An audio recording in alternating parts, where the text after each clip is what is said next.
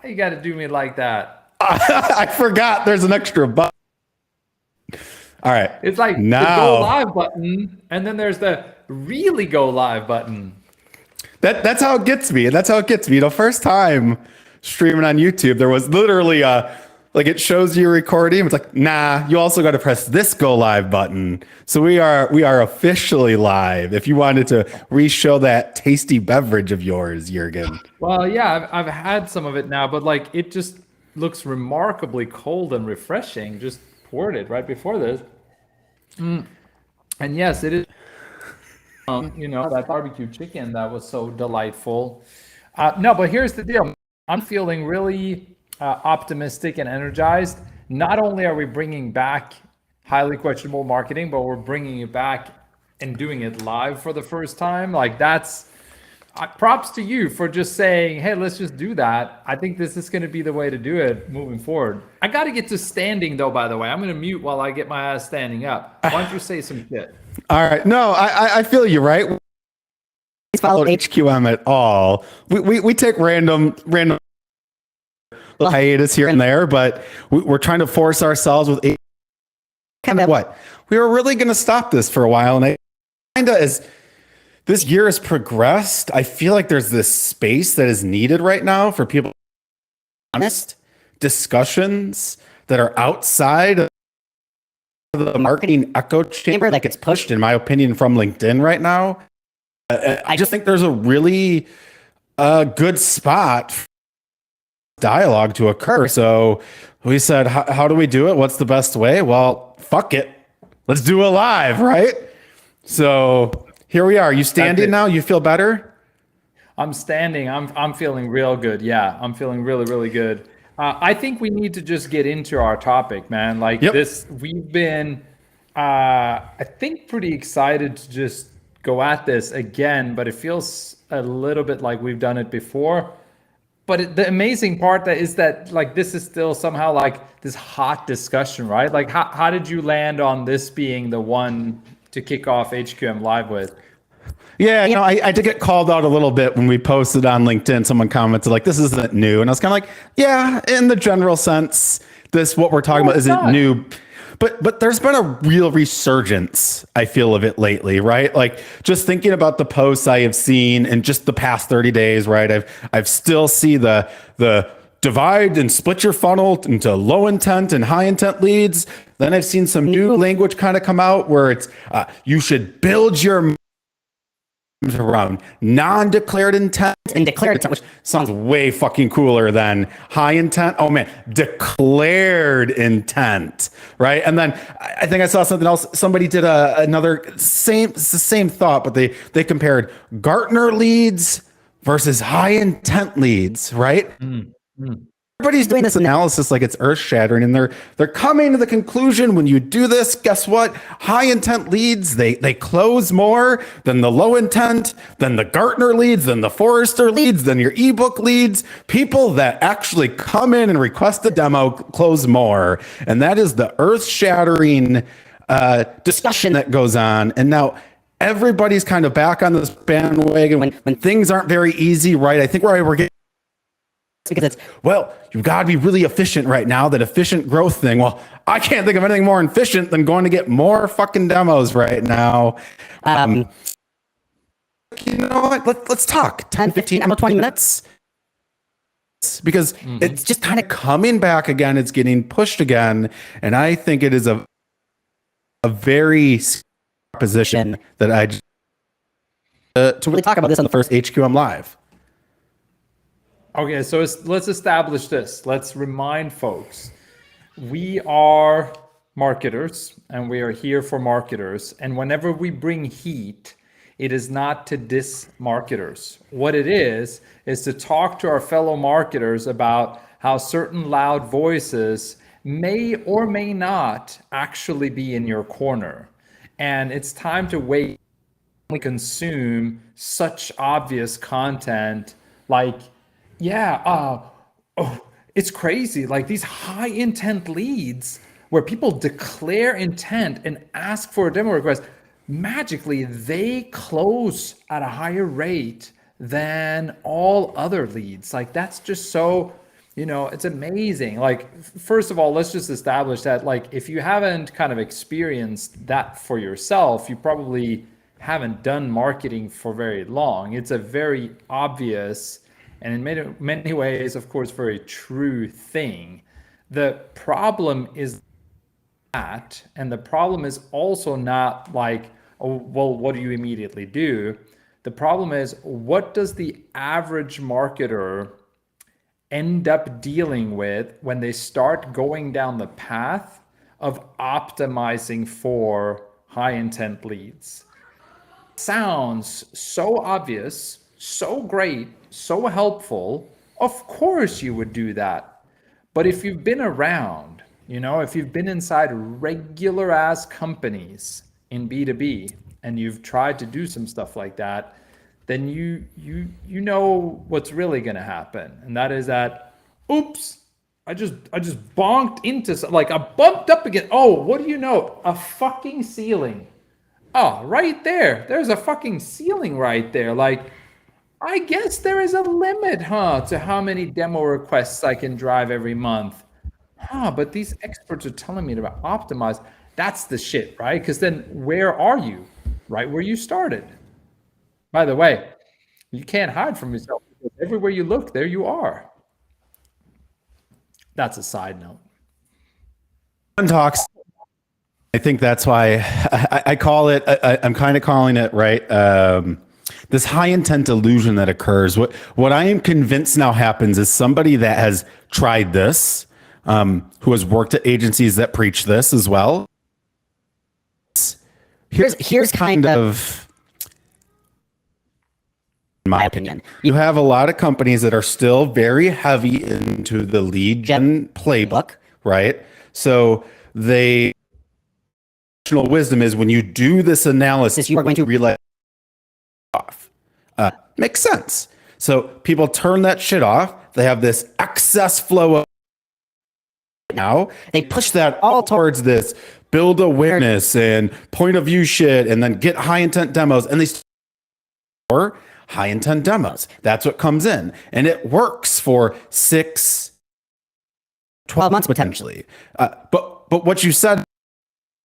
Then the ceiling kicks in, right? And to continually then try to scale that, you have to continually increase your budget. The of going to get more declared intent leads does not compound, sustain, and scale. It's simply not repeatable. You hit that ceiling, and then you're like, uh-oh, now what am I going to do? And then now the problem is you've just spent the last 6 to 12 months preaching to everybody that you're going to go get these demos. Hit that plateau, they start coming back to you and say, marketing, where's the declared intent leads? What's your answer to go get more of these? This is how we're going to grow and generate revenue. We're not playing that low intent, non-declared intent lead game. We want the inbounds. And that's actually the other that you can maybe talk about that no one talks about is acting like marketers should go up and preach this. Like sales is going to say no. Right? Oh, you mean marketing? You are going to sign up to no longer bring us low intent leads, but high intent leads? Hell yes, please do this. We are on your side, marketing. We want you to bring us the help. And you just signed up for that then. You sure did. Look, I mean, in my last company, we had a situation like this, and we had, the realization by, folks at the leadership team that like, wow, boy, these demo requests, they sure seem to be good. It's like, yeah, they've raised their hands. They want that demo. We should definitely go out and get more of those. Let's get more demos. Jürgen, can you and the team drive? That would be, really awesome, right? So I'm like, yeah, like I'd seen that movie before, right? But at the same time, I'm like a little bit, struggling. We were struggling. The business was struggling from COVID and all this stuff, right? And I'm just like, okay, well, let's try. Let's try to optimize for demo requests. And I mean, what do you think, Jay? What do you think happened? Do you think I ended up just like all of a sudden just doubling the number of demo requests every month? Do you think I like tripled it, quadrupled it? Do I think by just like doing more demand gen stuff, like I just got like just endless amounts of demo requests? Come on, man. Isn't isn't that what they will tell you though? When you hit the ceiling, right? Well, that's when you're supposed to start creating demand. That's why you're hitting the ceiling, Jurgen. You got to start running the create demand playbook. So that's what's funny about this, right? Is that this like high intent lead thing, splitting the funnel, creating demand, like it's all part of the same story, which in my opinion suggests that like kind of do the right thing. And conceptually, there's a lot of sound thinking behind it. So like do the right thing and just like watch the results, like see the money just start flowing in.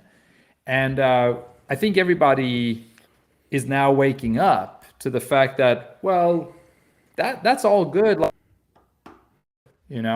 when times are tough, like right now, then you start to say, it doesn't seem to really be working the same. So what does that mean? That it really worked when times were extraordinarily good, or that, times were just and so you got some easy shit, and now times are hard, and like, guess what? That create demand stuff doesn't quite seem to be working. And here's really my beef with it, Jay. I thought about this. The problem is that you get logical but incomplete arguments. They are it's logical, but it doesn't go all the way through what's going to happen. And of course, in many cases, it's totally like agenda driven, right? It's biased based on the interests of whoever is pushing it. That's a fact for so much of what we deal with in B2B marketing land. And we all have to be okay with that because we're all guilty of it to some degree, myself included, yourself included, right? Like that's, but the real issue is that these logical but incomplete arguments for what to do in marketing is not helping marketers. And that's like the same thing with the efficiency thing, right? It's so logical. It's so obvious. Like, how could you argue against efficiency? But then when you start getting under the hood of it, like, well, what does that mean? It kind of means that you're trying to aim for some bare minimum level of effort slash input against your goals. You're trying to be as efficient and ROI positive as you possibly can be. So what you do is you take impact out of it to a very large degree. Oh, no, that's not it, Jurgen. That's not it, Jay. You guys are way off. That's not what it's all about. You're still supposed, yeah, sure, conceptually. But how does the marketer in a resource-strapped team, what does it end up resulting in 9 times out of 10? And that's where we got to be way more honest. Anybody out there like us talking about B2B marketing, we got to talk about what happens when somebody tries what we say 9 times out of 10. And we got to think through that shit before we deliver the message. And that's kind of just what's not really happening. Yeah, it's kind of what I've always said. I think it's kind of like this new way to do marketing, but in my opinion, it's the exact same thing.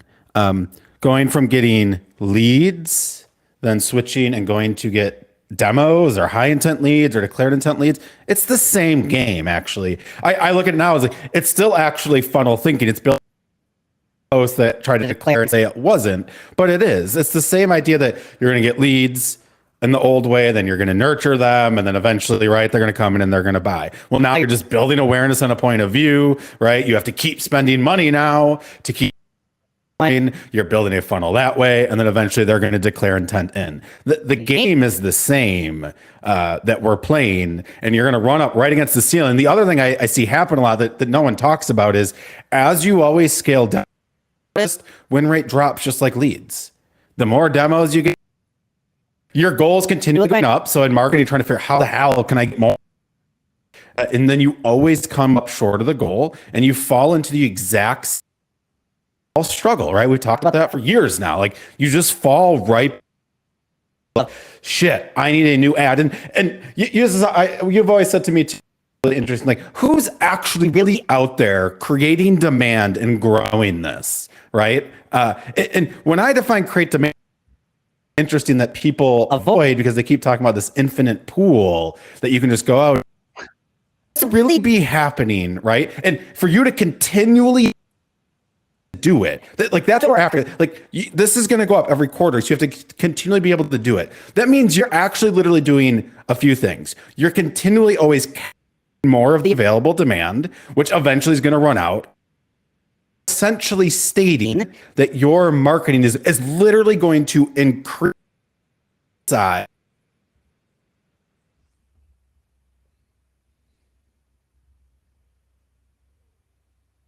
Do that. And that's where I would say crap that marketers have to be careful for when they sign up for this, because that ceiling's going to come. And then you literally have bought into either, well, no, we are actually increasing the size of in-market buyers through marketing. And that pie is actually because we are creating that demand to get intent. Otherwise, you're simply admitting that you're only capturing demand, right? Like if you don't believe that, you're essentially saying we are actually just capturing demand better, which is what I've always said has been happening. Mm-hmm.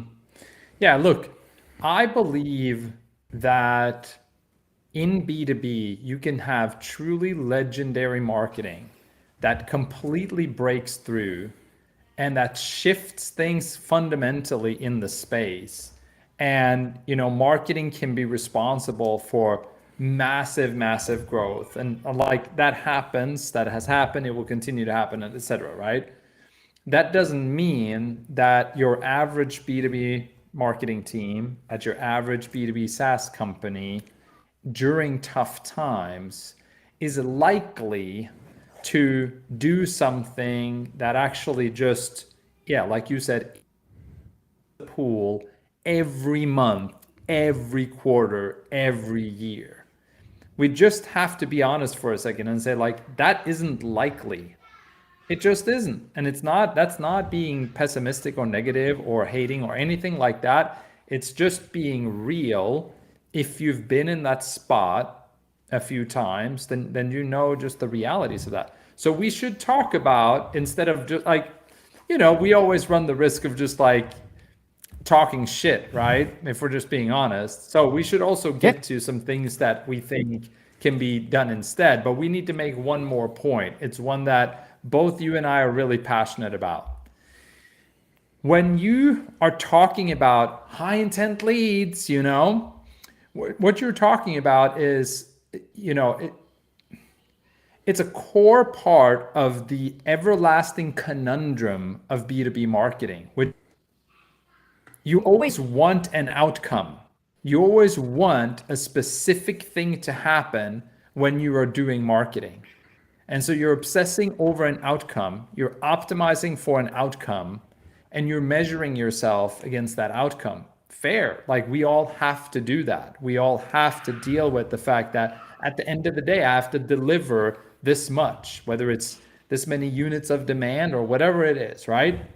But the problem is that when we are so singularly focused on optimizing for the outcome, what we miss is understanding the inputs needed and the approach needed for that input to turn into that outcome in a way that can sustain and scale. So when most people are talking about, get more high intent leads or split the funnel and look at the blah, blah, blah, blah, all it is saying, there is this whole demand gen type of approach to like do all this POV and dark social and blah, blah, blah, blah, blah. But are people really focused on what it takes, even if you're going after the outcome of an increased level of demand, created or captured every single month? You know, if that's what you're going after, if that's the outcome, other than obsessing over that outcome, I'm a revenue marketer. I'm obsessed with revenue. What else are you obsessing about? Are you obsessing over what it takes to be the best, like in your realm? Are you obsessing over like where you put the bar on content and creative? Are you obsessing over like finding the new insights that can give you a different angle into stuff? Like what we're not obsessing when we're obsessing over an outcome. Nine times out of 10, not saying across the board, not talking to you perfect guys out there, right? Like, and we're so perfect too, Jay, right? Of course, like we know how to do, but like, we got to be real. We got to be real. What's really the problem, right? What's really the problem? Is it that you're not getting enough high intent leads, or is it that you're not going about it the right way? There's two things I want to take with that. When I think about, first, let's stick with like more high intent leads. Are we going about it the right? And this is where, if the company that game of we're going to build more high intent leads, I think marketing has the least amount of impact on that. Actually, we'll run that ceiling very quickly. What'll have the highest impact is continually expanding your market. So there's in market buyers, and then actually getting more product to sell to your market, which again will have more declared intent or in market buyers. Yes, that's where then to take that message and things like that. So just from that pure lens, like I think we should actually really be clear how much marketing is responsible for increasing declared intent. Number two, then back to, are we actually solving this challenge? And I don't think so, right? Challenge everybody is up against, and at least in my talking to dozens of B2B companies right now, is distribution. Distribution is fundamentally getting harder and harder and harder and harder. Look at what LinkedIn's doing. We all see reach completely decreasing in LinkedIn. What are they doing? They have their new thought leadership ads. What is that? You spend more to get more distribution. Distribution across more competition than ever before. It is harder than ever. Continually and repeatably and scalably get your message and your marketing in front of your buyers. And when you focus on declared intent, you miss your biggest challenge, and you're continually chasing.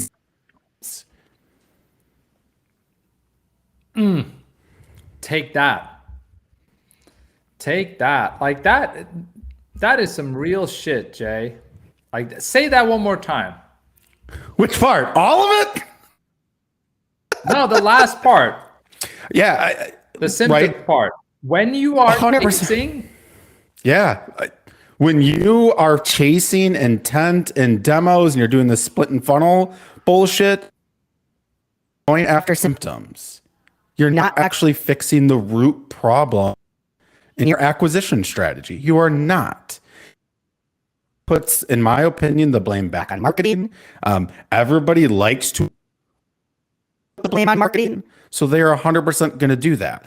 Some we talked about really quickly. I don't want to get off topic, but the real biggest challenge at companies that no one can agree problem. And that's the split the funnel. If you're going to go split the funnel, everybody's going to agree. Our problem is not enough demos, not enough declared intent, and you, right? You as the marketing leader set that up. It's like, yeah, marketing, you guys go over there and finesse all your shit. And when we come up short again as a company relative to our growth goals, then you're finessing of the shit hasn't been good enough, right?